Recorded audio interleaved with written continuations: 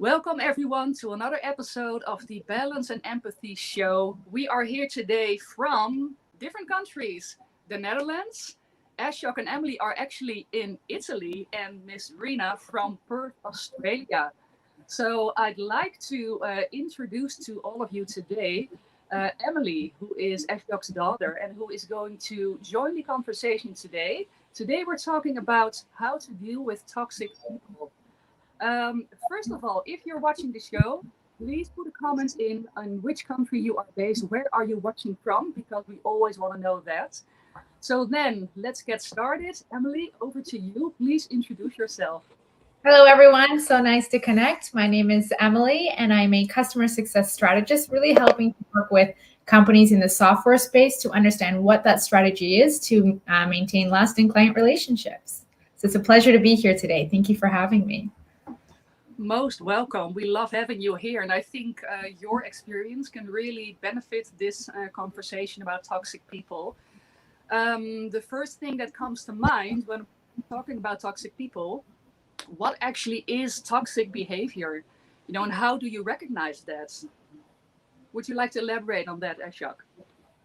Well, first of all, we need to come up with an analogy. So if something lands on your skin and it's soft and comfortable, like cotton, we know that we're safe. If it's a mosquito and we suddenly feel a nasty prick and then we start to get some inflammation, we know that it's toxic to our body. So I want to use that metaphor for someone who gets under our skin. They bother us. They cause us some agitation. And what we have to do to make this clear is that there's different sensitivities that we have to people. Some people are sensitive. Some people who are toxic are only a little bit toxic. And so if someone tells you that I find this situation or this person toxic, we have to listen to them because their sensitivity might be different than somebody else's. Somebody might not even be bothered by a mosquito, for example. But I think just to get going, it's when somebody or a situation gets under your skin. I'll leave it there. That's very interesting. And I wonder, because sometimes you also have to give someone feedback, right?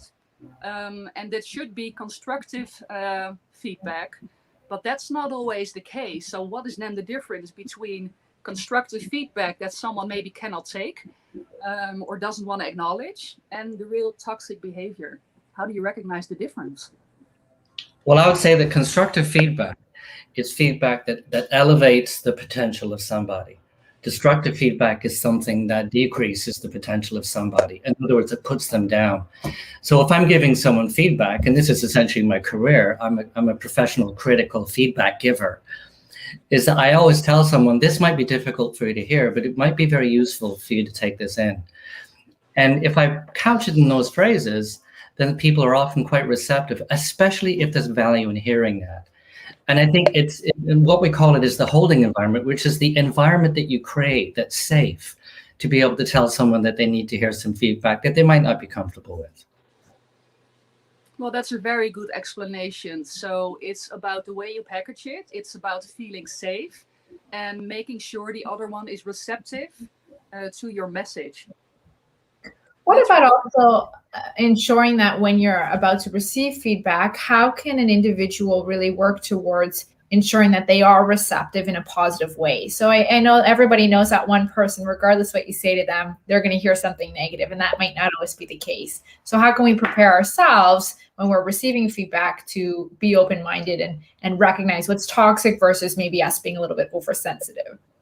That's a great point you raise, Emily, because I think the key thing is that when you respect people, you're more open to their feedback. So I think respect plays a huge factor in this. You know, if someone that you don't respect gives you feedback, of course you're not going to accept it in a positive manner. And, you know, respect has to be earned. So, and giving that feedback will just make you feel even more uncomfortable about that person, about the situation, about the context. So. And just to add to that, I think that also to be able to empathize with the situation that the person that you're giving some advice to. For example, if you're dealing with a woman in the workplace and you're saying, you haven't quite been doing a good job here, but you find out that she's had a sick child, She's just gotten pregnant. She's having some trouble at home. That you'll totally miss that if you just plow into your feedback without finding out what's going on with her, what's in her life that might be a better explanation for what she's doing. So the empathy is also helpful when giving feedback.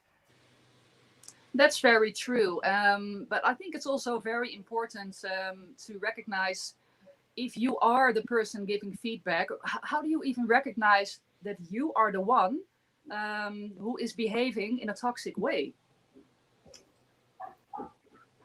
How do you recognize that? Well, I think that also is feedback from the other direction. So, I'm a therapist, so I ask the question all the time, what's it like to come and work with me? What's it like? What's your experience of therapy like? How are you experiencing me as a person? I even ask some of my friends that question. How are you experiencing me as my person? I even sometimes ask my daughter that question. How are you experiencing me as a father? Doesn't always go well. But the question is opening yourself to be receptive to an experience that somebody has of you. If you don't do that, if you block that, you're actually blocking a huge piece of information that can make you a better leader if the leader is the one giving the feedback. But I think also to touch on Titia's point before, is there a method or a strategy on how to package that communication when you're giving feedback in a way that is safe? You're asking me that question? That's a good question. I think everyone has the right to work in a safe environment in the workplace. In fact, everyone has the right to have safety at home in their relationships as well. Yes. I think it's important to tell somebody and to tell your surroundings if you're not feeling safe. Because what a lot of people do, and I know this leads to burnout, is a lot of people say they're fine or they're feeling safe when in fact they're not at all. And so we kind of blindly go forward with that story. The person might snap or break or have a breakdown or make a mistake in the workplace. We see this all the time with burnout. So it's important to have that involved in the environment, a capacity to say, I'm not feeling safe with this, and how can we make it safer for the people involved? But I guess that can be quite scary to do. Well, it is scary because we don't necessarily, I think culture is still in a transition. Because I grew up in a time when bosses were bosses, especially working as a young doctor in the system, was brutal. And I think that's beginning to change, but I think we're still in transition, especially for issues like women in the workplace and feeling safe in the workplace. So, Ashok, you're a leading psychiatrist and very well respected around the world. Why are people toxic? People are toxic because they are entitled. So if you watch a group of 3 or 4-year-olds playing, they'll grab things out of each other's hands. They'll smack each other. They'll be upset with each other. They'll have a temper tantrum if they don't get their way. Some people don't evolve on the inside from that position. And the word I'm going to use is narcissism. So they actually have a core inside that doesn't quite grow up. And the problem with it is that they can actually be promoted by society to have that quality because it's seen as being a good leader. It's seen as being someone who takes what they want and grabs it for themselves. But what they don't know is they're actually a cactus personality because they've got more thorns, but they think they're huggable, but they're not. And so sometimes society actually aggrandizes these people. And if you look at the history of the world, we've had plenty of people who have led countries, led businesses, who are toxic people. And so my point then is that entitlement has to be soothed by a sense of you can't always get your way. And a great way to test someone to see if they've got narcissistic features is to disappoint them. In other words, say no to them. And if they can't say no, if you can't say no to them, you can't disappoint them, and they have an attack or rage attack or an anxiety attack, you know that person's probably got some issues with this, but I'll leave it there. Well, I mean, I'm sorry, go ahead, Titia. No, I think that's really getting me thinking. So interesting. Then actually you can often, and I recognize, people in this, you can then take it all the way back to childhood, really. Go ahead, Emily. And it is, yeah, I'm sorry. Go ahead. I'm really also interested. What is your experience in this from your point of view, being a customer success strategist? Well, I think the biggest thing to understand here is that sometimes these people are going to exist, and I think for me, it's about finding the strategy for, as a strategist, how do I cope or work with these people, because sometimes they're never going to change. So how can I change my work ethic in order to communicate effectively and still be productive when I'm working with toxic people, because they're going to pop up in different cases. And I think for me, one of the things I've recognized is over communication. Be overly clear, be proactive with reaching out, leave less room for error. But I'm wondering if there's other strategies that people can adopt in order to work with these types of individuals. Yeah, that's a really good point. But I think also, if you find yourself in such a situation, then often people might leave, right? And it's the same, and I'm not sure if that's a good comparison. When you look at a bully, someone who is bullying others, what's often the case, even amongst children, that the bully itself is not addressed, right? Not spoken to, maybe spoken to, but nothing really changes. And then the other one leaves. The other child leaves to go to another school. They just leave the situation and they choose for themselves to create a new situation and a new form of safety for themselves and to get a new start. So that's, I guess, also a way to deal with this. Wouldn't be my first advice to deal with this. I think you should always try, as you stated, Emily, first address it. And Ashok also said this, first address it and really speak to that person, how it makes you feel. And if then, what's the worst that can happen if you do that, right? Maybe that person gets a tantrum, or okay, you are moved to another apartment, I don't know. But then you can make your decision from there. Then at least you tried, and you try to get some perspective to that person. And I think that should always be your first approach. I would really like to ask our audience, because we get a lot of comments coming in. A lot of people are watching from all over the world. I think that's fantastic. Thank you, everyone, for joining this. If you have a question about dealing with toxic people, if you'd like to share something, want some advice, please put your question in the comments, and we will try to answer this as best as we can.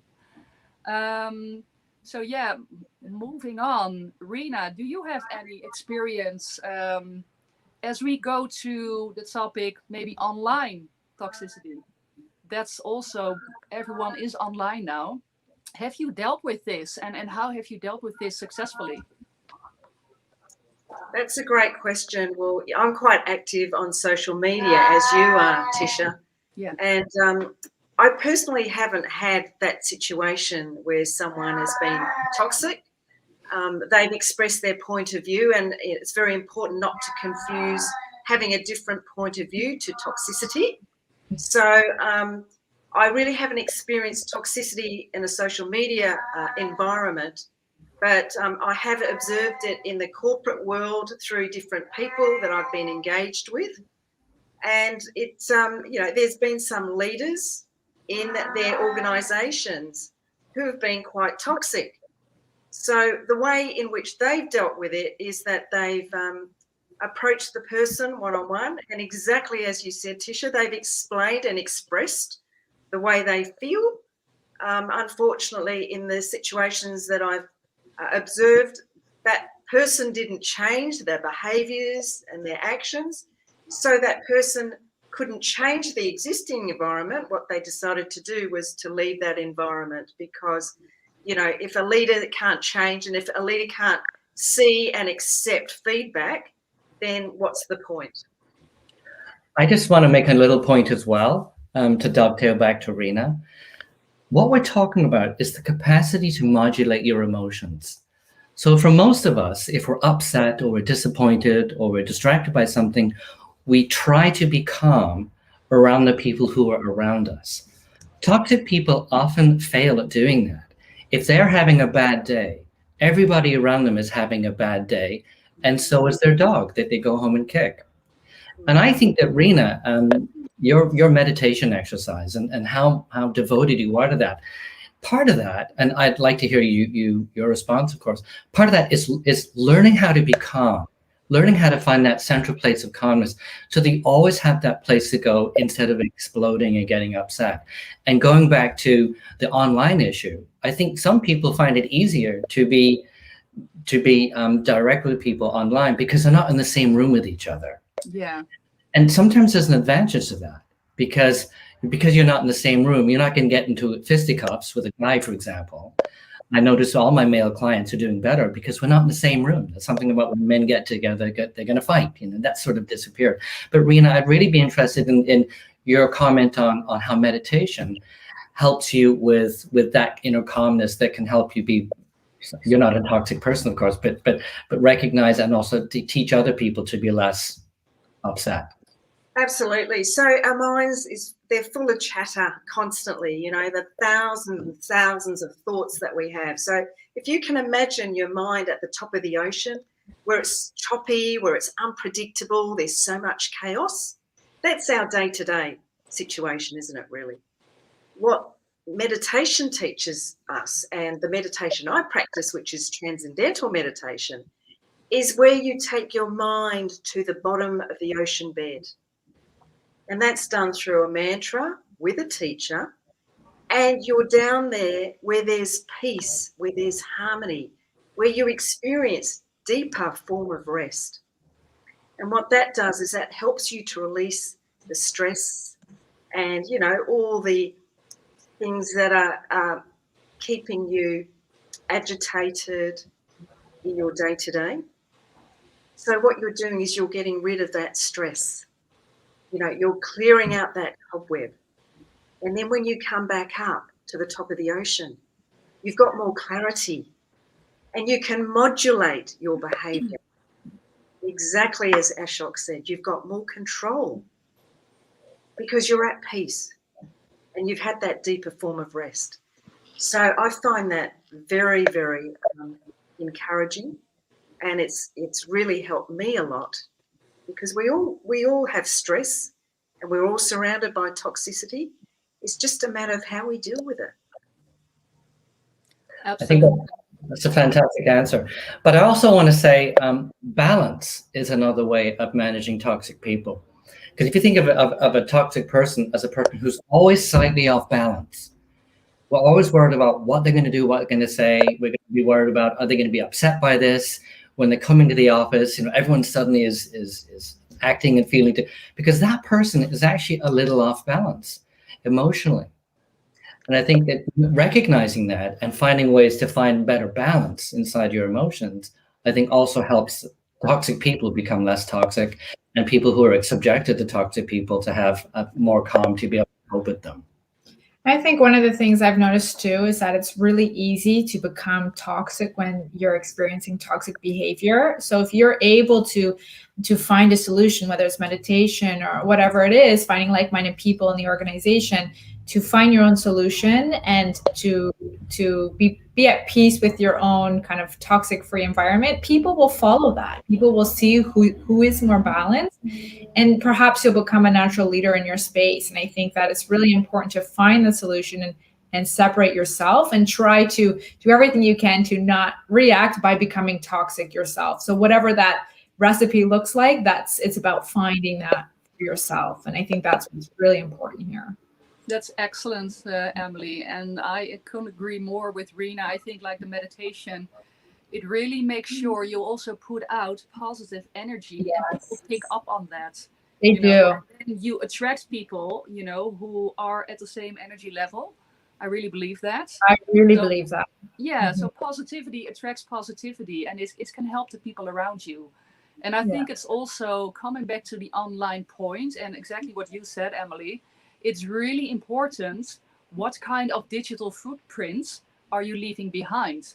So if you are maybe challenged into some toxic discussion online or maybe offline too, I'd say always keep your reaction intact, also online, because it can always be found again, right? And if you maybe in an emotional moment wrote something, which is easy because often it's anonymous, you know, and you don't because you don't say the same thing when you see people face to face. It's easier online.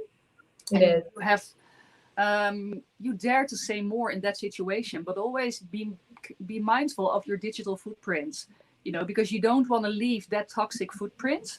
People can find it, and then it can just really influence your relationships too. Absolutely. I think that's a really important point, teacher. And I think that when I'm online, especially if I'm writing things online, I pretend that I never want to regret what I read, that I wrote the next day. Yes.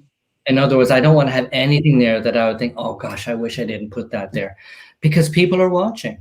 And, you know, my luck, it'll be the one thing that I write, you know, that is a problem that everyone's going to talk about, that's going to go viral. So I think we have to realize that when we're on a platform as powerful as LinkedIn or all the other social media platforms, and someone can take a piece of what you said and just do a little twist with it, you know, especially if they're toxic.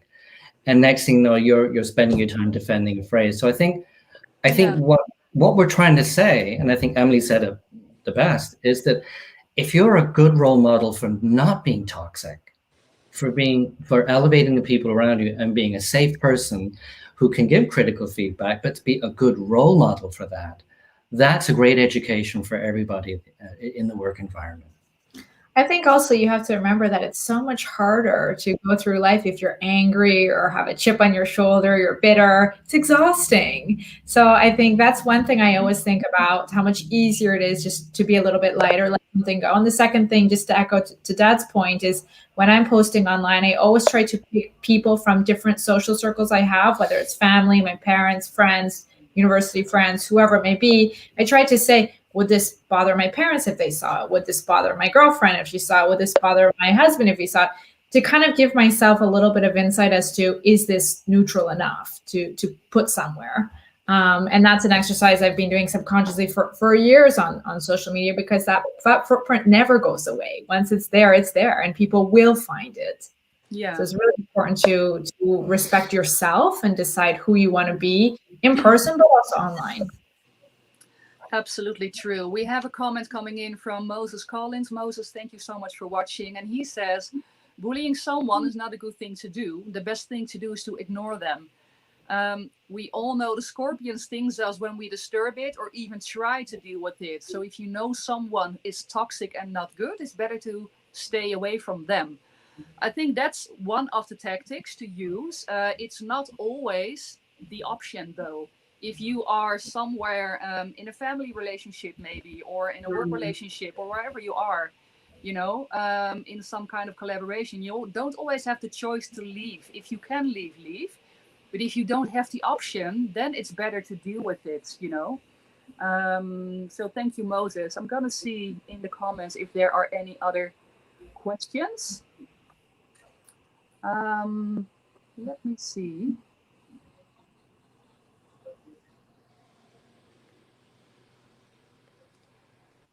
Thank you, everyone, for being here. We really appreciate you supporting you.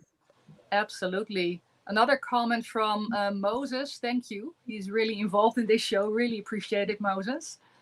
And he says a teacher need not to be a teacher in school always. Anyone who teaches someone a lesson is good for their lifetime, and that's a valuable teacher. So I guess what he is trying to say is that a teacher in the role of a teacher, but also outside the school, can really be that role model and share that experience to people who need it the most. And he says we need to have the best bonding and the tendency to share the right thing always, to gain the right connection with people around us. I think that is beautifully said. Let's have a positive attitude and to be something in someone's heart always. That's beautifully said, Moses. And it really connects to what you said, Emily. So try always to be that good role model for toxic people, how to not be a toxic person. So that's beautifully said. I think another thing that we might be able to touch on is sometimes we may notice someone in our close circle that's being toxic, and what are neutral ways that we can communicate with people to say, hey, you know what, I've noticed you have some toxic behavior. Are there some methods or strategies or ways to communicate to let people know that they're behaving perhaps inappropriately? Yes, but I think if you put it like directly like that, maybe then the things go out and you don't get the reaction you want. But I think if you're in a situation like that, it's always good to not take it personally. But that's difficult, right? Because if you are in a conversation with a toxic person and you get a toxic reaction, it's really hard to not take that personally because you feel it inside and you want to react from it. It's really good to not take it personally and just look at it objectively, because that person's behavior is their behavior and it actually has nothing to do with you, right? Mm-hmm. I also had the experience, because I obviously do work with a lot of toxic people. Toxic people don't want to be toxic people. We think they do. And if someone says to you, and if you want to get something done, you have to yell and scream and be a bully. A lot of people think that. When they realize, and I've certainly have actually spoken very directly to people about this, that you can get just as good a result if you speak calmly and respectfully, and create a safe environment. Even if you had bad service at a restaurant and you want to complain about it, there's a way to do it so that you get better service down the road. And when a toxic person begins to have strategies to not be so toxic, it can be a game changer for their personality and the people that is involved in their life. So toxic people are not doomed to be toxic indefinitely if they can get some help to be less toxic. That's what I've learned.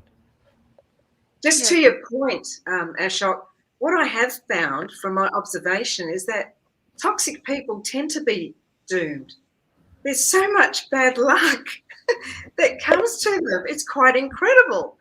And then, that's a good reason to say to them, hey, you experience so much negativity. Nothing goes right for you. Maybe why don't you just reevaluate yourself? Exactly. And so if someone thinks the only way to get things done or to get ahead is to be a toxic person, and then they can change that story around. You can people will not just like you, they will respect you, they will love you for real. You can lead people by fear, but a much better way to lead people is by empathy and respect. And I think that's kind of what we're trying to say today. And I have had many toxic people that I've worked with over the years, and it's amazing to watch a toxic person transform into becoming a compassionate, empathic person. It actually does happen. So I don't think they're all doomed. But you're very, very right, Rena. A lot of toxic people do have bad lives because they're toxic. Like nature just doesn't support them. But they can turn it around, through good actions, speech and behaviour. Exactly. That's exactly why they need other people to help them with that, but also to help them realize this. But then often fear stands in the way. People often don't dare to speak to that person or to say something, right? But as scary as it is, I think that's actually the only way you can help people. And if they're then not open to that help or nothing will change, you always have the option to leave then, right? But I think first thing, from one human to another human being, help them deal with this toxic behavior, as scary as it may be. Exactly right. Yes. Tanvir Ahmed is saying toxic people always spread negative vibes. Yes, I think that's absolutely true. And I think you can suppress that or level that with your positive energy, right? That's what then you need to do. Yes, don't let that negativity manifest in you. Just block it out, because you want to surround yourself with positivity all the time. Absolutely. Moses is saying we can also think from the point of who is being toxic, and we can give an opportunity to change, show love and care to the toxic people and understand why they are like that. Try our best to change them. I would say to help them change, because it is up to themselves and not up to us. And in the end, we can give up. That's something you can do. but we can stay bold to help them to the maximum. I think that's an excellent point, Moses. So thank you for elaborating on that. I just want to point out that AA, or Alcoholics Anonymous, is an organization where people come together. And not all alcoholics are toxic people, some are, but being an alcoholic is often seen as toxic. But look at that. You have an organization that is a safe place for people to come together, get over their habit, become as much safer a person to be around for themselves and for those others. And it's a supportive, kind, loving, empathic environment. So it is possible that if someone has toxic behavior, or they're a toxic person, that there can be some opportunity to change that. Absolutely. And in these types of organization, they are seen, they are heard, they can share their feelings, and they can talk about it, and they are accepted, right? Because toxic people are still people. It can still be your family member who needs help to change this. I think if you put that narrative on in dealing with toxic people, it becomes much easier. That's such a great way to put it, Tisha. Yeah, and we're coming into Christmas soon, so let's make sure that there's no toxic behaviour on Christmas Day. Absolutely, Rena. Because now, when hopefully traveling will be more possible for people in the situation. Families can visit each other again, and you don't need any toxicity in that situation. Just enjoy each other's company, and share your positive energy. And if you don't have positive energy yet, then contact Rena and she'll tell you all about how to meditate in the best way, which will help you. Well said. Yes. Well, I think this was an amazing discussion. I really hoped this helped the audience in how to deal with toxic people, because I think this can be quite a challenge. It can be difficult, and often people are afraid to do so. So I hope this show was helpful for you in dealing with this, that you got a lot of tips from us. Closing off, I would love for all of you to say, Rena and Ashok and Emily, give some closing comments, your advice, your number one advice in how to deal with toxic people. Rena, would you like to start? Sure. So everyone, my advice would be just be humble, be gracious, and demonstrate kindness. Obviously toxic people do have challenges in their lives, and let's be role models and lead by example.